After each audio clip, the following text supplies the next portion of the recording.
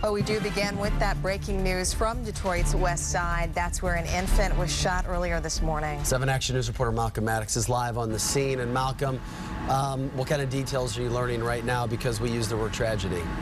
Yeah, Vic, Alicia, good morning. This is a very unfortunate situation. We have learned that infant wounded in this shooting has passed. This happened a little more than an hour and a half ago. We're hearing from neighbors. 4 o'clock, they heard shots being fired for what they say sounded like an eternity. I'm going to step aside so you can see what this scene looks like. They say as they were hearing these shots that really only maybe transpired over the course of a minute or two. They looked outside and saw 3 men standing in front of the little compact car you see off the front end of the Detroit Police Department vehicle. They saw 3 men shooting at the home. They say that at that time the men casually got in a vehicle and just drove off as though nothing had occurred. Shortly thereafter, the police were called right around 4:15. At that point, the paramedics were also on scene, and they say that the child was brought out in a blanket. The child was not crying.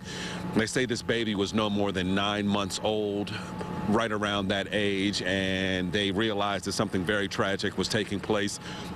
The child was rushed to Sinai Grace Hospital with a police escort. That usually doesn't happen unless it is a very dire situation, and that is indeed what took place here. And at this point, the Detroit Police Department, they are investigating this. They have not released very much information, but a lot of neighbors are up, and they are understandably very distraught that something like this could have happened on this block, which appears to be a very nice and peaceful block by all appearances. The lawns are manicured. There's no trash out on the street, and they say things like this just don't happen around here on this particular block, but unfortunately it has happened today. It is a tragic situation. We'll bring you more details as they become available, but for now, that is the very latest from Grandview Avenue on Detroit's west side. Malcolm Maddox, 7 Action News. Just heartbreaking news to start the day off. Malcolm, we do appreciate that live report. We'll check back in with you in just a little bit.